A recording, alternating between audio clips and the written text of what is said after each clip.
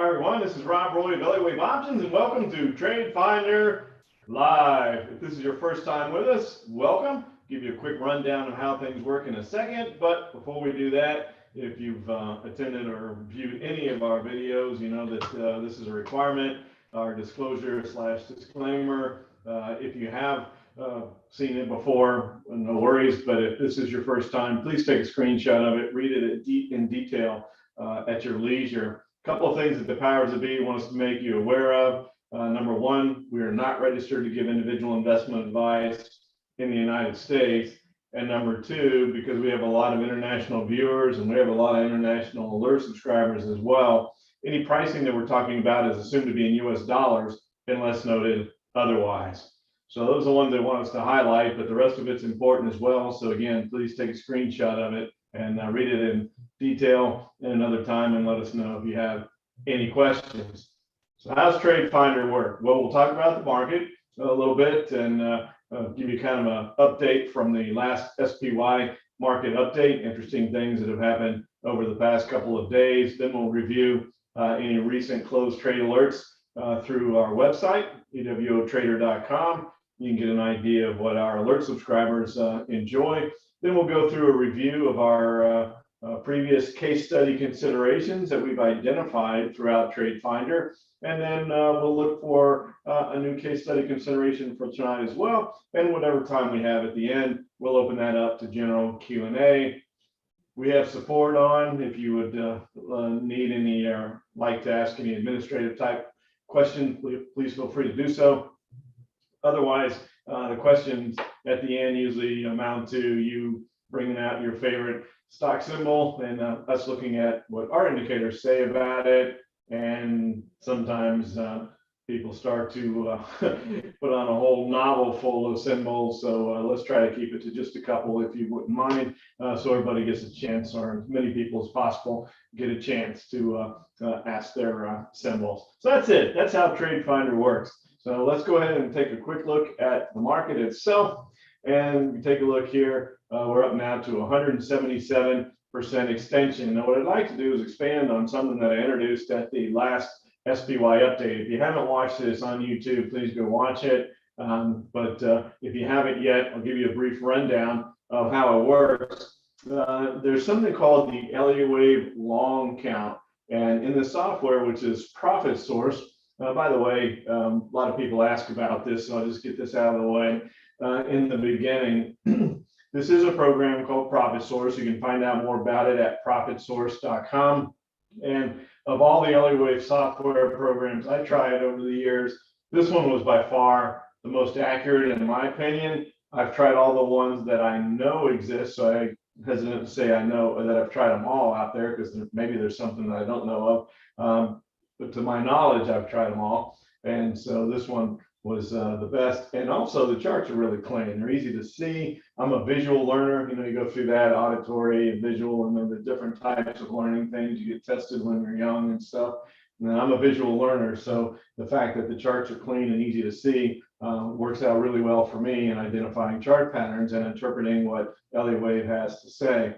One of the things that's included in here is something called Elliott wave long, which is the long count within Elliott wave. So it totally changes it, and you can see that instead of having the 170 something percent as I turn the regular Elliott wave off, boom, it drops down to a 66% count. So I had both of them on at the same time. You can't really do that because you can see it makes things a bit cloudy. So I turn the regular Elliott wave off and just leave the long count on, and totally different scenario. And then when we add where the DMI is right now, it's been kind of interesting on the latest YouTube video. It's almost like people are angry with me that the market is continuing to go to the upside. All I'm doing, because I showed 4 zigzags, we call it the Grand Slam, the zigzag Grand Slam, that the market's doing within Elliott wave. When the market keeps moving higher, then we have to figure out where the next target is. That's not my fault. I'm as surprised as anybody that the market's still moving to the upside. But I learned a long time ago, the market doesn't care what I think, and the market doesn't care what you think either. The market's going to do what the market's going to do.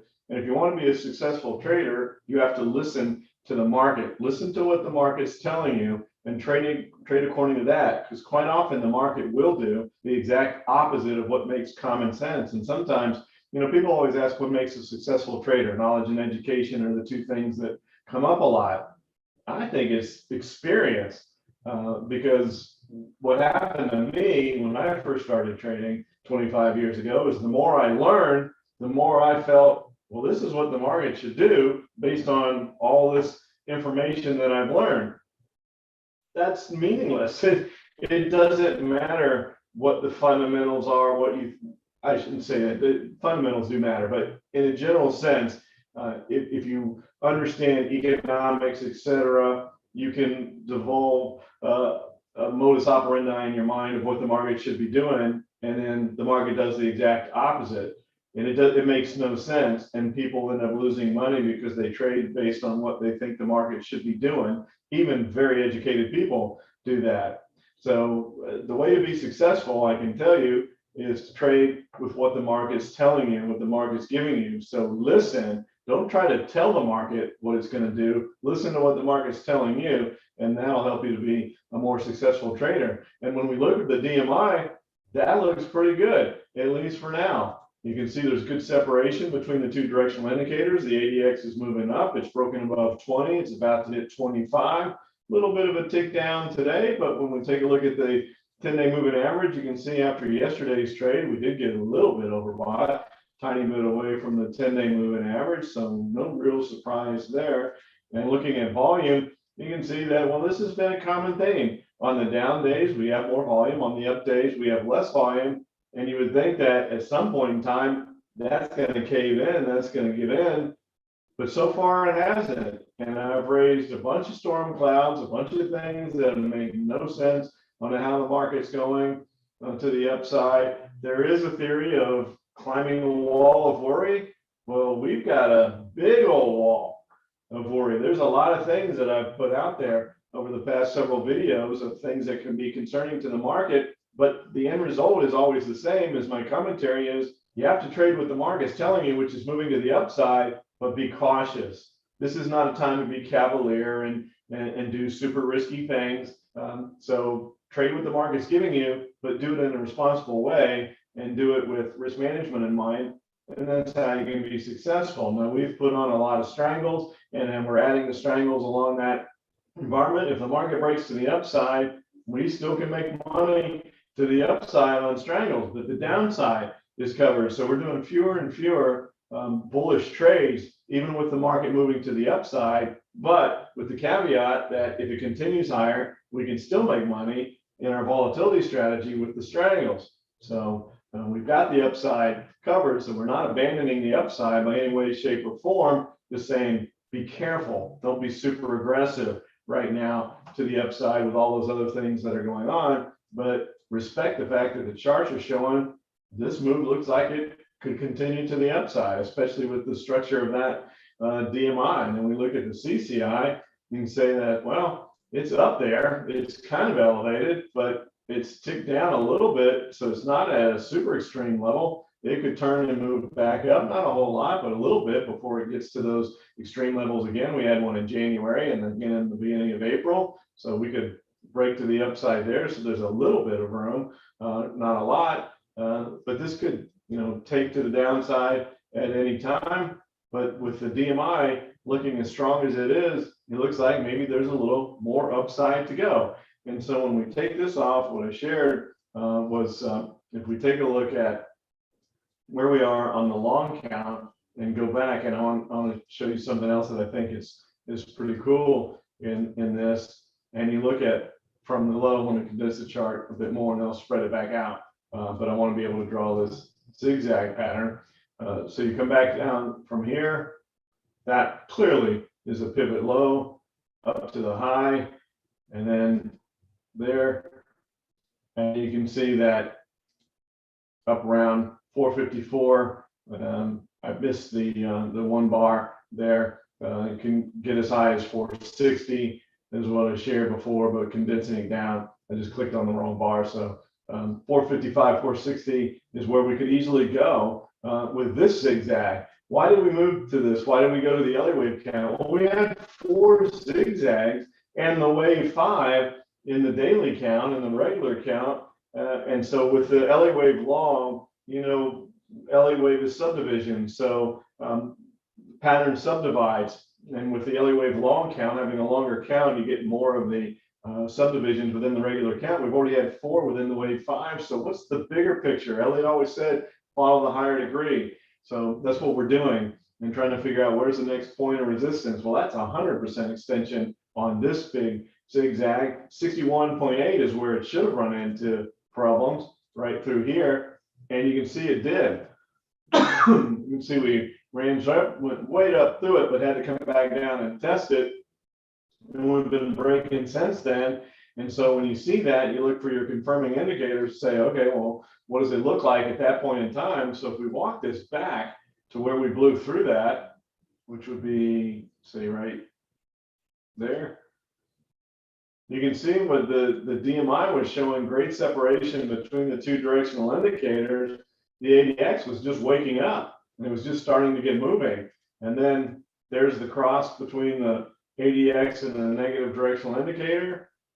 There's the cross of 20, pardon me, and you can see that we've already broken up above that resistance level to 61.8% extension and separated it a bit. ADX is going a bit vertical, you know, like that. So we got to come back down, test it, which it does. So resets the DMI, and then we turn and head back. But the whole time, the market's moving to the upside, even with DMI just getting ready to reset and there break through and move to where we are now. So, you know, it just tells you that the indicators are saying there could be more upside. So 460 is likely in the cards.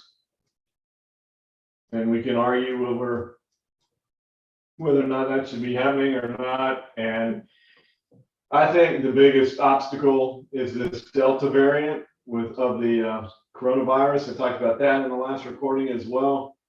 Countries are starting to lock down. Australia, Japan has declared a state of emergency. There's going to be no fans at the Olympics to start next week, or 10 days or so from now, which is a shame. So I think we have to keep an eye on it. Everybody keeps asking, well, do you think the U.S. is going to go into lockdown again? I don't think so. I don't think we'll do that, but I could see social distancing. I could see masks being required again, all that stuff. I can see that stuff coming back because of the sensationalism that the media has given this Delta variant. And again, I'm not a medical doctor. I don't know if they're over sensationalizing it or if it is really that big of a risk. I don't know. All I'm doing is trying to relate what's being published down in the media and how it could affect the market. Same thing with politics.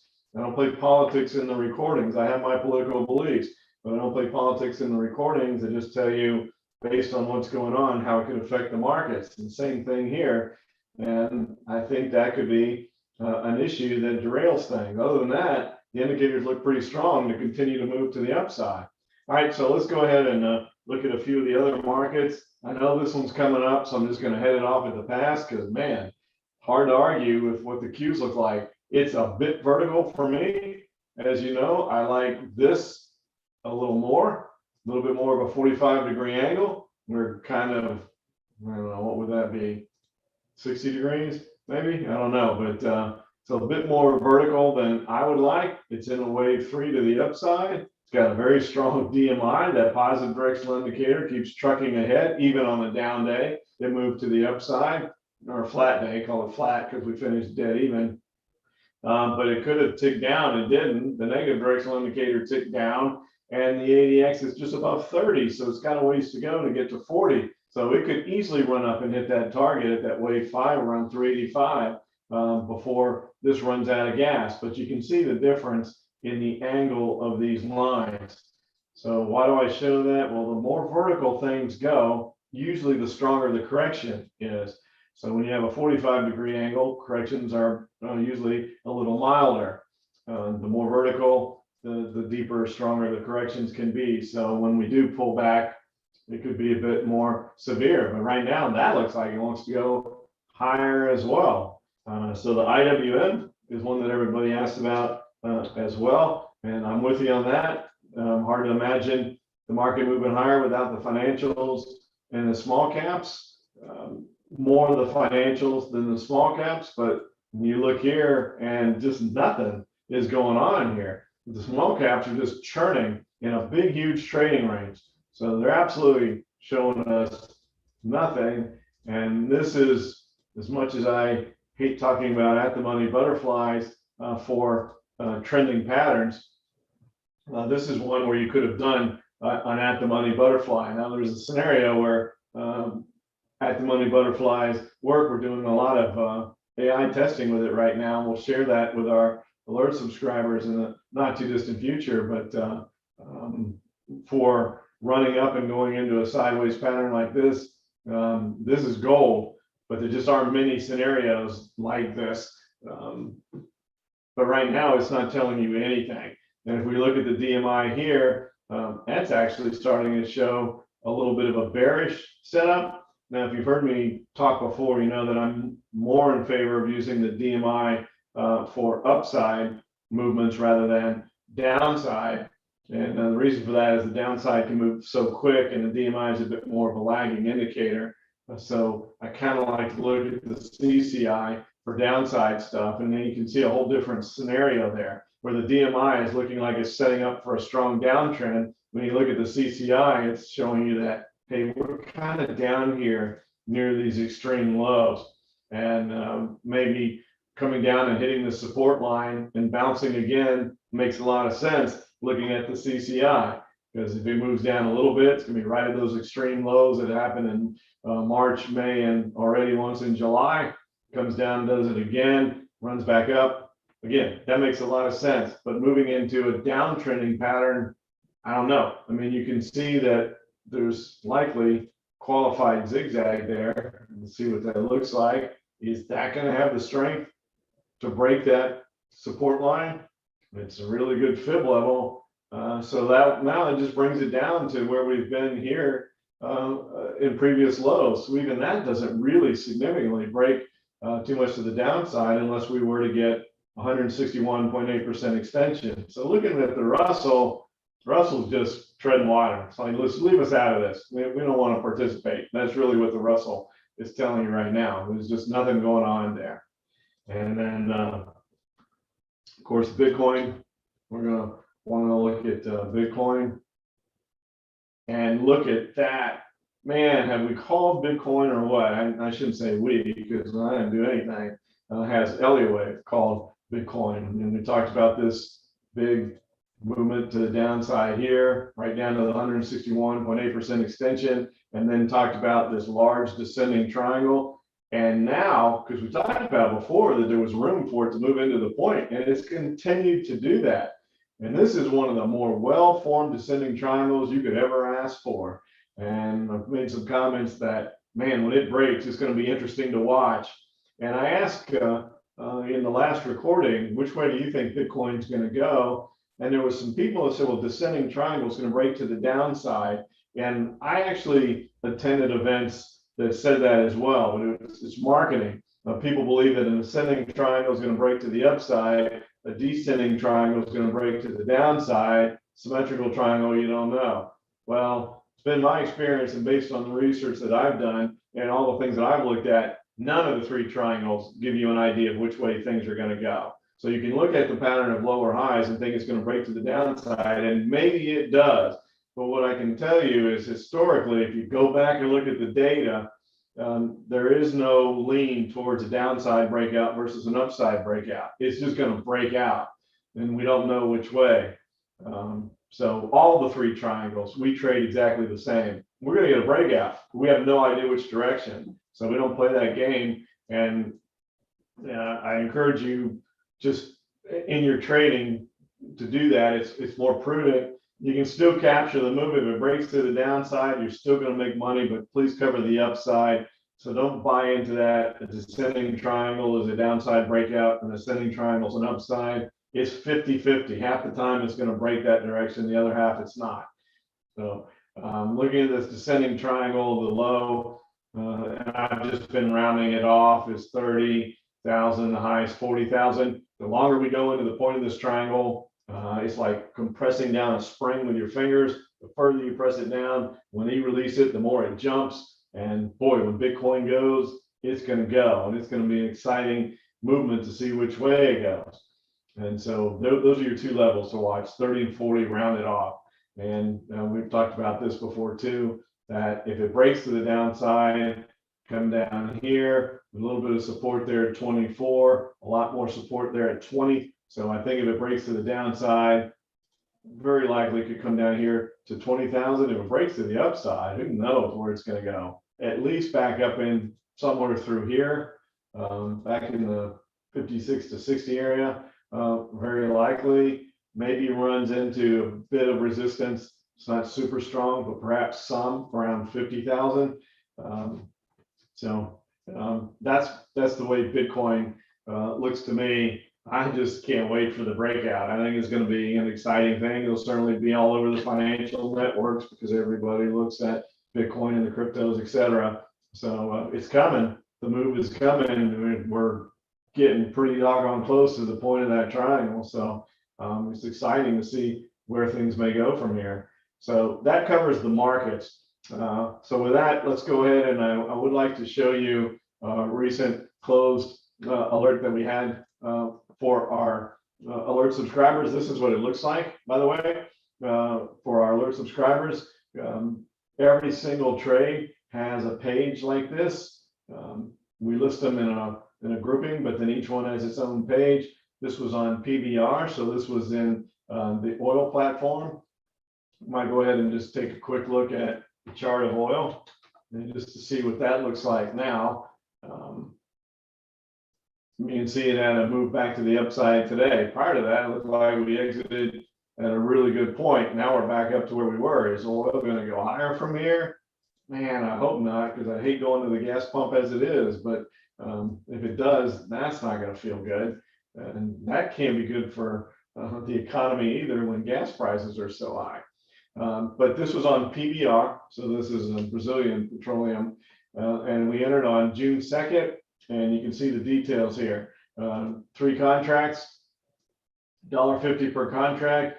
Here's the chart, so you get an idea of the technicals behind it. We were starting to break to the upside. The DMI was supportive of a continued move. The CMF, the check and money flow, was showing that, hey, money is flowing in here. So oil was flowing, money was flowing into it, and everything looked good for a continued move to the upside, which is exactly what happened. You can see we made just over 40% in 20 days. This is kind of an average trade. One thing that was above average is when we look at these mark-to-market graphs, and we are 100% transparent. We show these mark-to-market graphs on every single alert and trade that we have listed on the website, so you see where every position is every single day. Well, because we are buyers of options, meaning that we want to put on fixed risk trades, we don't want any risk of a margin call or anything along those lines. You can never lose more than you put in an individual alert, etc. So we're net buyers of options.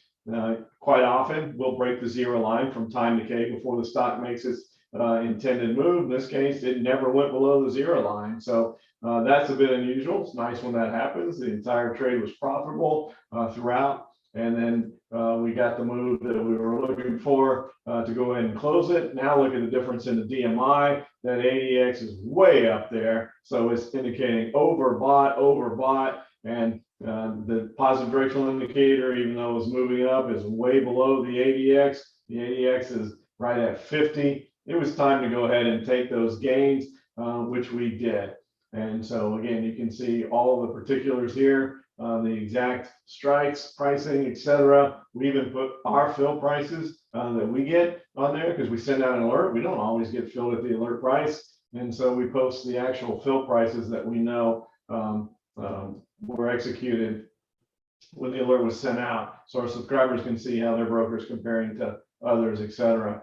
So that's on oil that I wanted to show you, and we come back and look at it, and I don't know, maybe it's going to get ready to run again. We can bring the chart of PBR back out. I'm always one to pat myself on the back when we time it perfectly. So when we don't, then we can show that too. But so far, so good. It's got a ways to go to turn around and go back to the upside.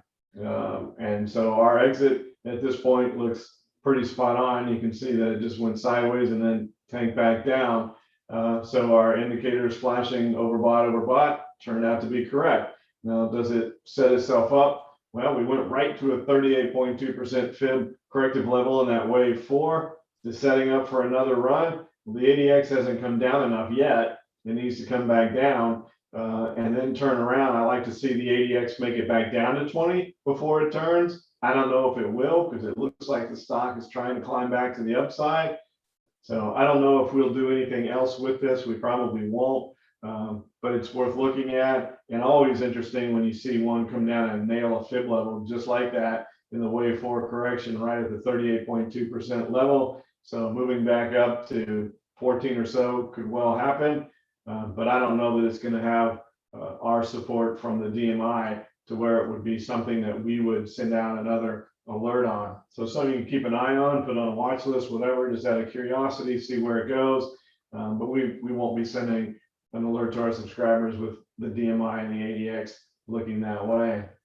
All right, so let's go through and take a look at some of our past. We're going to close off a bunch of these tonight in our past case study considerations. Normally we do one of these. We've been doing more, trying to get back into that. So we take a look at this one. This one's going to kind of make history here. You look at DBI, and it looked really good. This was in our momentum search, trying to find stocks that are lower dollar, that are in a momentum phase. And then you take a look at it, and we've dropped down here, and the wave 4 broke this area here that I was looking for it to hold. So to my knowledge, and we've been doing this over a year.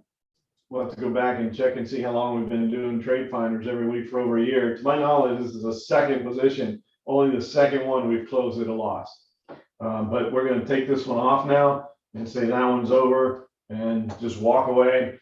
So we've had our second loser in over a year of doing TradeFinder. So a little bit of a momentous occasion there. That's an awful lot of winners to have just 2 losers. And we've had a lot of subscribers that have joined our alert service just because they've gone back and tracked the TradeFinder, because we look for them live. So you can go back and see what we identified and what ended up happening. Now this one's really interesting here. We do have an alert on this one. So there was the pattern. It broke to the downside. Really wasn't that profitable. And so we waited for the bounce back to close the calls out, and it bounced a little bit further than I expected. I thought this was going to be where we stopped, but it went higher. So we're like, all right, well, is it going to be an upside breakout? And now we're right back down, and you can see this is the key area. So if it can bounce from here, I'd take the foot off. But if it breaks that level, then it goes down to where my expectation was. And again, the market doesn't care what I think, but my expectation was a break to 25. And if it breaks through 35, that's where it's going. And we'll take the call off and let the put run. So we're going to make an adjustment to this one. Just depends on how it handles 35. So this is a key area. This is what we've been waiting for. Again, kind of a week or two went by here of things that didn't expect to happen, but now it's more in line with what the original thought was. And then so here on the 18th was MGA. You can see the triangle pattern here. So this was a strangle and say a false breakout to the upside. Pretty significant move lower. So we traded lower on the 8th, a couple days after the last TradeFinder, bounced up. We're back down there again. The point of the triangle was 95, and so we've been down as low as the low of the day was 87. So figure that nobody's going to get out the low of the day, but the close was 88, 7 points, not quite 10%. So we'll go ahead and let that one have just a little bit longer and see if we hit that 10% move. And then SeaWorld was on the 25th of May, and you can see that one's just continued to move to the downside. So the closing price was 54 on the entry, and then this low, pardon me, a couple of days ago was 45. So that one, I mean, we're back down there again. in this one. Let's look at what the indicators say, because probably can go ahead and take this one off. CCI is down near the bottom. Perhaps we go down and test that extreme low that occurred back at the end of June, but we're at a level that may act as support. The DMI is showing that there's some strength to the downward move, and the theme parks, etc. If that Delta variant doesn't seem like that's going to be much of a positive for theme parks, and there's a gap that is probably the most logical place for the stock to come down. So even though it's in the neighborhood of 10%, might make sense to wait and let it come down and fill that gap. Then the XLF with what's happening with bond yields. Let's go ahead and take a look at T and X, the 10-year, and then we'll come back and look at the XLF. And a little bit of a bounce today, which was needed because holy cow, interest rates are just tanking to the downside, and that's playing havoc with financials. They have no chance with rates going down. They just can't make any money because they need to make money off the spread, difference between long and short-term maturities, because they buy on the short term, lend on the long term. So if there's no real spread there, they can't make any money. So you can see here a little bit of a bounce today. We'll see if that follows through. Perhaps we're just bouncing to the wave 4. Perhaps we're going to bounce back up into this area there where there's also some resistance. Well, the resistance area happens to be right where the wave 4 is. So it looks like maybe we could get a little bit further of a bounce. Would that help steady the markets? Maybe. But as far as the financials and seeing where they are, and a little bit of an update yesterday, and then interestingly enough, down today with the yields going up. That's a little bit surprising. But I think that if yields continue down, there's just nowhere to go but down for this. So hang in there if you'd like to. ASAI. It's just pretty much exactly went down and went up and went down and went up, and we're basically right back exactly where we started. So the DMI chart is a bit of a mess. We've gone through a couple flats. Here's the way I would view this: is the key level there is 16. As long as it stays above 16, you can see if we get a bit of a blast off type effect from here. But if it breaks 16, then you're out, especially because the gap's down there at 15, and that's likely where it would go. So that would be my thought process there. NVO, just really struggling to find the correct entry here with our indicators. So we were at 82, and now we're all the way up at 86, and just you can see the climb there, and really not much of an entry point through that. It's nicely profitable, not a 10% move yet. You don't have to get 10% out of a directional trade. We kind of look for that out of our strangles. So if someone could just say, hey, I'm good with this, and that might make sense with the fact that the ADX is moving outside of the positive directional indicator now, understanding that it's gone sideways. So a little bit of a drop in the positive directional indicator makes sense. So if you wanted, you could wait a little bit and see if that breaks that, or you could go ahead and just say, hey, I'm good now, and take that one and go. So we'll go ahead and close that one off as well. Google and our out of the money butterfly going nicely. You can see that move, just boom. That's what you want. A little bit vertical now, so perhaps we go through a little more of a consolidation. That would be great. Wouldn't mind to see a little consolidation through here, because remember, time decay is neutral, and then as time goes by, it becomes friendly in an out of the money butterfly. So the longer it takes, the better. So we're in an August trade, so we're not worrying about expiration for July, and we get past the July expiration, get through the weekend, and all of a sudden the profit begins to jump even more. And we're all the way up at 2,800, so we have plenty more upside to go if it wants to, but it doesn't have to. The beauty of an out of the money butterfly is you make money just being right on direction. It doesn't have to get within the wings. That's when you start to get into just like grand slam type profits. but you make money just by being right on direction, whether or not it ever reaches your strikes. So that's one of the great things about that, but looking really good. Now, this one is on VET, and you can see that we took a look at this, and this is where we said you should morph this into a triangle. And if we go back and look at, there was the original position, and then it consolidated into the triangle, and now it's broken to the downside out of the triangle.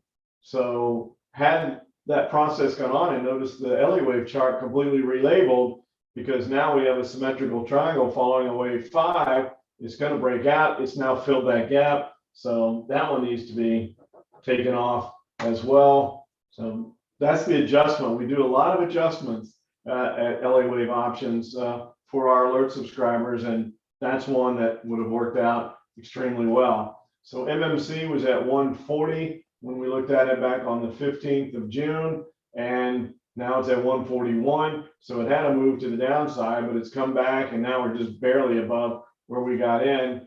So I would say as long as we hold above this wave 3 right here, give it a chance to go up and hit that wave 5 target. And that's where the patience comes in, allowing it to satisfy its pattern. Obviously the move down didn't feel good, but it basically went to the 23.6% fib level, and it's bounced back from that, and it's holding. So let it hold there and see what happens. Then Autodesk, we have this one as an alert as well, and you can see it's broken to the upside, but ran into ceiling, if you will, at 300. So going back, we were at 286, so it's had a 14-point move, about half of the move that we're looking for, and give it a chance to break above 300. Regardless of what it does from here, it's going to work out well, because one of two things is going to happen. It's either going to break through 300 and at least go test these highs at 320, which that would be great. That would give us an opportunity to take a nice gain, or it's going to fail here, and it's going to come all the way back down into this area, and that worked out okay as well.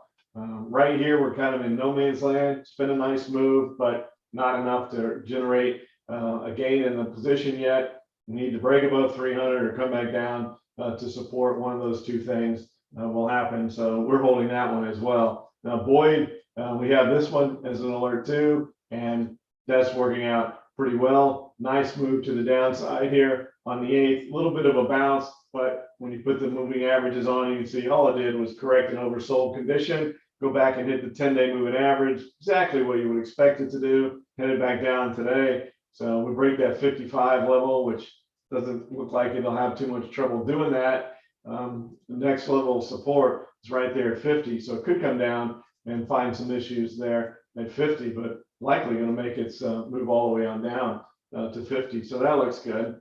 And then big lots, you can see this one, there's the triangle. That was really well formed in this triangle pattern here. And then it's made a nice breakout. So from 66 and the low, a lot of them hit lows back on the 8th of July, was 59. Man, we're right at the 10% there. We can go ahead and leave it because probably can move lower down to support down in this area, but you're right at the area where you would think about taking it off, but give it an opportunity to see if it may move lower, but looks really doggone good, and wouldn't blame me if you wanted to take that one off right now either. And then remember, in the alert service, we send out alerts for entries, adjustments, and exits. Here in TradeFinder, we talk about the entries, and then you're on your own to figure out the exits.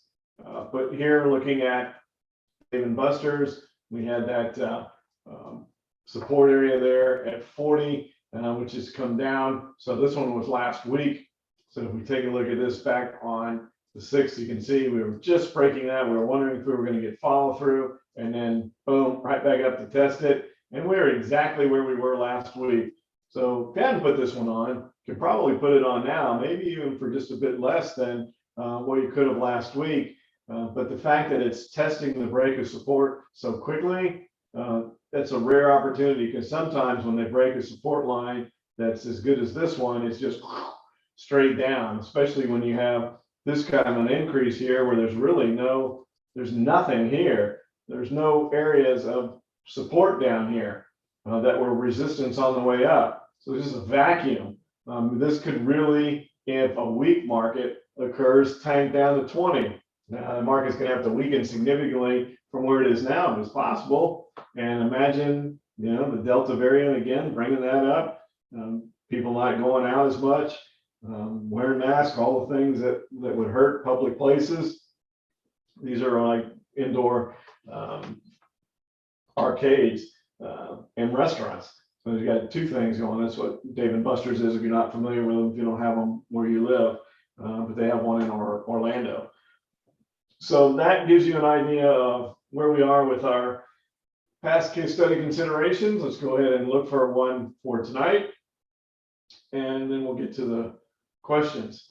Now, what I did was I hit pre-computed there, and for those that have our alert subscription, and then they have Profit Source, the people at the Hub organization, which are the creators of Profit Source, went ahead and incorporated these searches for those that are Elliott Wave Options subscribers, which was really nice of them. So this EWO here, those are my searches. And then these are other things that are available to Elliott Wave Option Alert subscribers only. So anyone else that has Profit Source that's not an Elliott Wave Option subscriber, they don't have these potential filters, which is really nice as far as helping you to identify trading opportunities. And you can see here in the momentum one, I'm just going to show you these, but we're going to look for another strangle at this point in time, unless we find something that's the greatest looking position ever. So on the momentum side, there's PBT, it's a unit trust. I don't like those. Brookdale Senior Living, I'm guessing that's a assisted living facility company. Not sure, but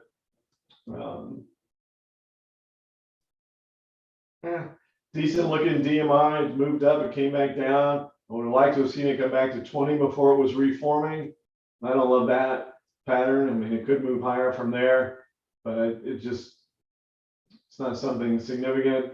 The unit investment trust, and I don't like those, tend not to move as much, even though that one has had some movement. Now, the interesting thing about it, as soon as I cut it all down, then I find something interesting about it. It's breaking above 5, which puts it in a whole new list of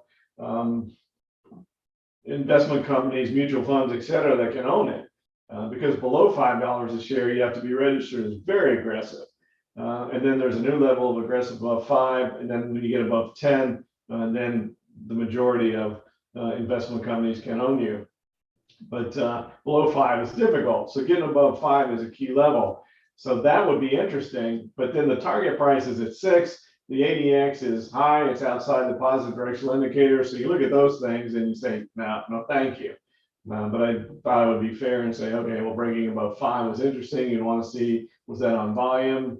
Yeah, you can see a little bit of volume that came in right when it broke above 5. See that? So there's probably a few institutions that came in with some bigger volume. Maybe they push it higher, but it's not something that we want to deal with right now. So if we come back over here, look at the impulse trades, which are directional, there's only 2. So there's the same amount of directional trades as there is the, let me take that button off, as there is momentum trades, which is interesting. PayPal, okay, so that gets your attention right away. DCI, traded that before. PayPal, you can see what's going on here. Man, that is a good looking DMI. Wow. Well, I don't know if this is definitely going on my watch list. Look what happened today. So what I was just going to say is it needs to break this high back here on the 16th of February. And look, it tested it today and came back down. It ended up finishing down on the day because it came up and tested it and couldn't make it. But when you look at all the other indicators, looks like CCI's got a little bit of room. The DMI looks pretty good. Money flow is positive. It looks like that has a really good chance of breaking through there. The ADX is only at 30. Not really overbought. So it could gather itself and break that. So that's the key. If it can break above this high, at 309. So basically, you put that on a watch list, which I am. And remember, we're ultra picky about putting anything. Google, we haven't put a whole lot of bullish stuff on. PayPal breaking 310. That looks, I mean, where could it go? 400 probably. It moves into that clean air. I always use the racing analogy that when you're running out in first place, the clean air coming into your radiator, your engine tends to run cooler. If you're running in the back of the pack, you got all that heat and exhaust and little rubber pellets coming up off the wheels, all that stuff going into your radiator, and the engine tends to run hotter, which makes it more difficult to gain speed. That's why it's always so hard to catch that guy that's out in front. Quite often you'll see in a race when the guy out front just leaves the pack. That's why their engine runs cooler and they have more horsepower. But when the stock breaks to a new high, it's the same kind of thing. There's no resistance. You can call hot air and rubber pellets, etc., resistance in a race, but breaking above air, there's no resistance. So it could fly, it could take off, and possibly who knows where it could go. But it's got to break above here first. Now it acted as resistance today, and it got turned back. Can it do it again? The DMI would lead you to believe that maybe. So that one, that is a strong consideration if it breaks above 310, which we'll probably know by the time we talk again next week. So I would go ahead and keep an eye on that one if I was you. DCI. So the other one, that's a different scenario here. Got a pretty good DMI too, very similar looking. Look, volume today breaking above resistance. I'm gonna have to change my mind. Just when I said we weren't going to do anything directional. Let's see what the options look like here. I might totally have to change my mind.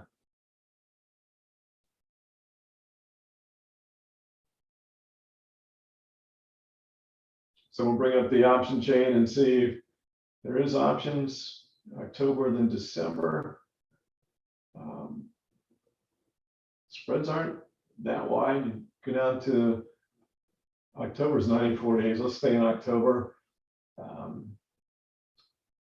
Jump from a 20 to a 33 delta, so there's not really anything ideal. Somewhere 25 to 30 is the ideal delta, so we're either a touch low or a touch high. A little bit of width in the spread there, so 22 cents. On this one, I would want to see if the spreads tighten when the market opens. We've talked about this a lot lately with the gains that the market makers have been playing. But because so much stuff happens overnight now, there's two things. One, the VIX has been more elevated. Even today, it closed at 17. So it's well off that 12, 8, 10 that we had a year or so ago. 16 has been the floor lately. So it's even bounced off of that. And so much happens in the futures market overnight that the market makers widen the spreads when the market closes just to give them that little extra veil of protection in case something significant happens and the stock has a big up open or a big down open. So they widen the spreads in the options. Quite often then, once the market opens, nothing really wild happens, spreads condense and they come back in. That's what I want to see here, because this is a little bit on the high side. You can see here we got 21.26 cents on the 33 delta. That's a little high. So if that tightens, then that might be really interesting. And if you're wondering again, what's so interesting about this? Well, it broke above resistance on volume. So if we bring the volume chart back in, take some of this other stuff off, you can see it had nice support from volume. It closed at a new high. And so we've got room for the wave 5 to run. The DMI is supportive of it moving higher. That looks great. So I'm going to go ahead and make that one our, we've got enough strangles on. So let's go ahead and change my mind, totally change my mind. Did not intend to put on a directional position, but what did I say in the very beginning? You trade what the market gives you. And it's hard to ignore that position right there. Maybe it fails, maybe it falls back down. You know where your support is right here. So as long as it stays above that old wave 3, because it tried it back in May and failed, tried it again in June and failed. Does it hold now in July? We'll find out. Closed at a new high today. Something it hadn't been able to do in those other 2 times. So maybe it continues to run from here. I would like to see those spreads tighten in. So that's the caveat there, is let's compress the spreads down just a bit when the market opens tomorrow, and perhaps they do. I think that there's a good chance that they will, but that's going to be our case study consideration for today, is DCI moving to the upside. All right, so let me get to some questions with the time we have left.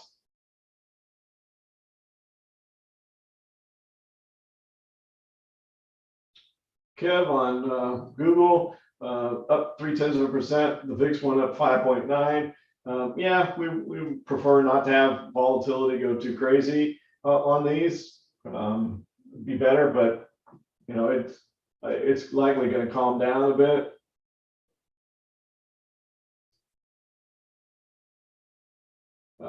Rob, May standard LA wave has wave 5 at 280%. Steve, which market are you on? The SPY? Is that what you're talking about?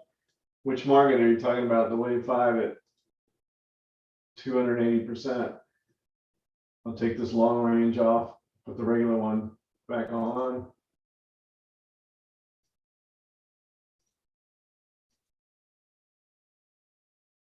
Because I have 177%, so not sure.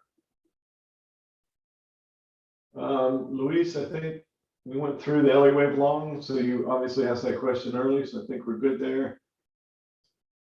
Pankaj, you are addicted to TSM, aren't you? Let's see what it looks like here. Break to the upside, that was big. So I'll say the same things that I've been saying here, is that a break above 120 is key. And I just, you know, the whole Taiwan thing with China seems to have calmed down a little bit. Alibaba and some of the China stocks got a little bit of a bounce today, TSM included, but this one, remember, was a whole different scenario. This one we had the ascending triangle, and so you had a breakout day yesterday, you have follow through today. So you want to see, is there volume? That's exactly the kind of volume you want to see. This is textbook. I'm glad you asked again, guys, because there you have your break on not significantly above average volume. You may have heard me say many times in the past that sometimes the volume doesn't come in until the follow through day. Another reason that second day, the confirmation or follow through day, is so important. If you have the better volume coming in on the second day, that's really supportive of, hey, we've broken that level. So that looks great. The DMI is trying to set up. It's not there yet. You could have a big runner here. If the ADX can break above 20, break above that negative directional indicator, you're getting the separation between the 2 directional indicators. It is not there yet. So I just want to emphasize that. We got a tiny bit of resistance here, the recent high, but if it breaks that, then we're back here. We're all the way back at 140. And it probably will. Maybe needs to rest here a day or two and let that DMI set up. We're a tiny bit overbought, not a whole lot. That looks like a pretty clean, nice break to the upside there. So that looks really good. How come there was no impact of inflation on the SPY or the Qs? What a great question, because everybody's ignoring the storm clouds. You know, they're believing the Fed.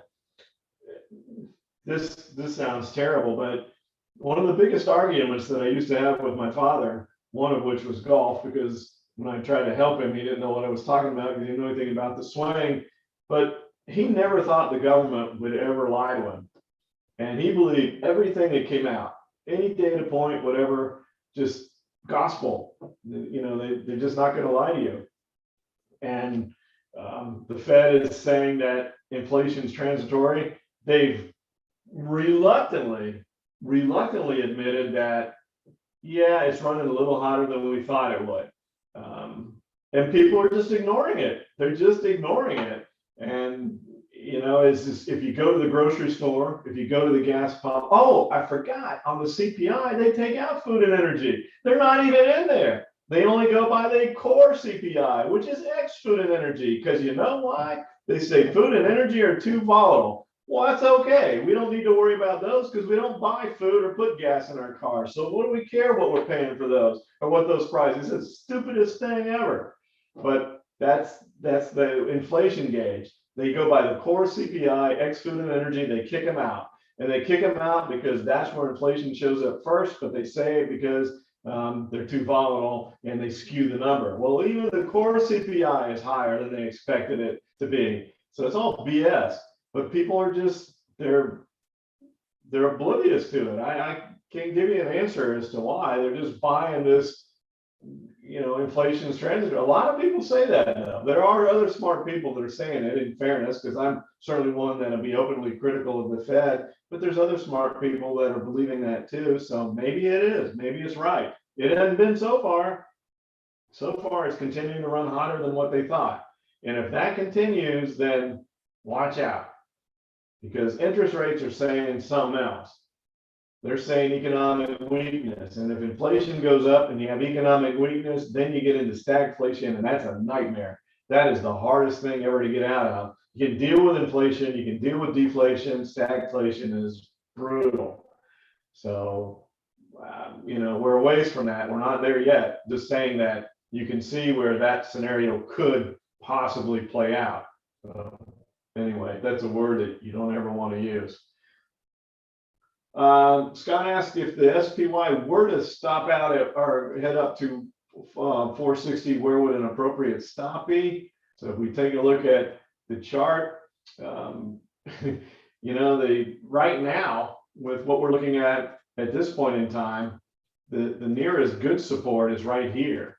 So that would be the 426 level that we hit. So after 420, remember we had 426. That's where we would likely come down. I still think we're coming down to 400 when the correction occurs.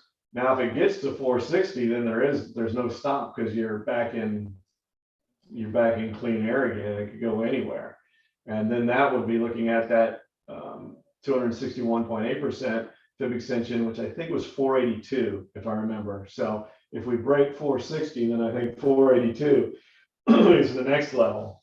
And if it gets there, then you got to back the truck up to the downside, because it's very rare for markets, indices, to extend 261.8%. The next fib level is 423. It just doesn't really happen that you go that level. How many of you have ever heard of 423% fib extent? It just doesn't. You just don't get there. So we'll see how it plays out. But that's it. It's 460. Coming down here, so the next support would be 426, and the next point to the upside would be, I believe, is 482. If we move to the upside of that.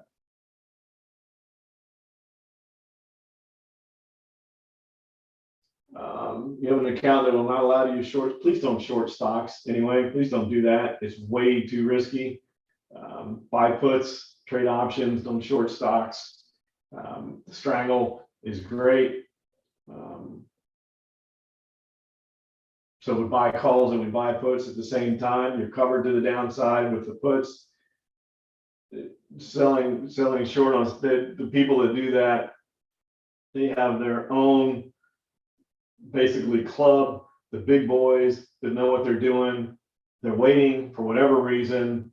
The sentiment is not where they want it to be yet. They do their little tests, and I'm not privy enough to be in their little inner circle. I don't know what happens as far as when they decide to press the gas pedal down to the downside. But right now they're conditioning to buy the dip. So you go along with that until it doesn't work anymore. And at some point it won't. But shorting stocks is very, very risky unless you're in there. But buy puts, do or strangles, stuff like that. Tom, what's happening? Well, on VA, you heard the news, right? I mean, they had another callback. And so that's what recall, which is what dropped the stock down. It's actually hung in there pretty well considering what could have happened. But you know, the Delta variant, I think a few people are starting to look at that. If that starts to rear its ugly head and there's restrictions on travel again, it's a tough environment for Boeing to move back to the upside. But this big downward thing here was that it's a minor thing, so it's not really a big deal. It's not like what they had to fix before, but it's with the 787 again. But this one's the Dreamliner, not the Max. So they just got some problems. And as long as it stays above 220, you're good though. That's where your support is. So I would hang in there if it stays above 220. Boeing's not going anywhere as a company. It could be forming a massive descending triangle here, but it's got a ways to go before you can see that. You can see the ADX is curling to the upside, but again, your stop is 220 on Boeing.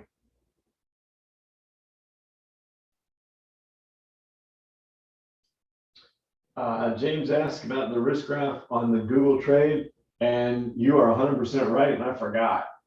I will create it for next week. You know, I was out of town last week, and I totally forgot.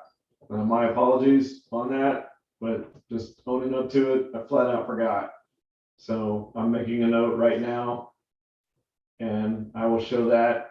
And at least we'll have another week of information to show. But you're right. Thanks for calling me out on it. I did say I would do that. Being out of town is no excuse. I just flat out forgot.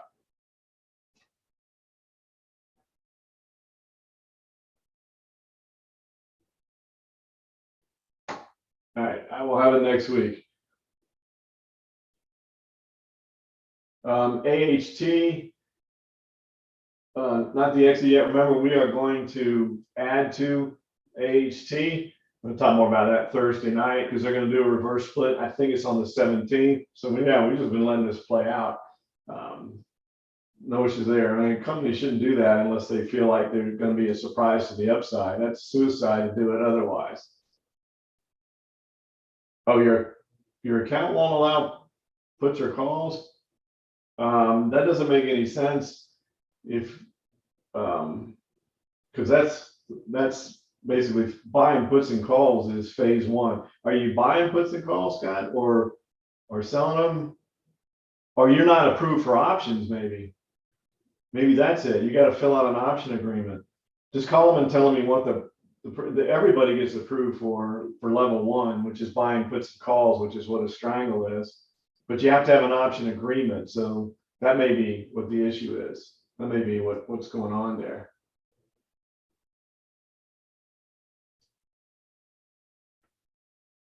Oh, comment, people watching on YouTube, don't forget to ask for likes. They deserve them. Thank you. Appreciate that. Yeah, please hit like on the YouTube videos. It helps, and everybody knows how YouTube works. So we appreciate that as well. Thank you. Oh, you're not approved yet, Scott. Okay. Man, I can't get into that. I really I'm dying to find out who your broker is, but I can't go there. I'm not allowed to. So don't post anything because I'll make comments that I'm not supposed to make. So, but just contact them, tell me they'll at least give you level one.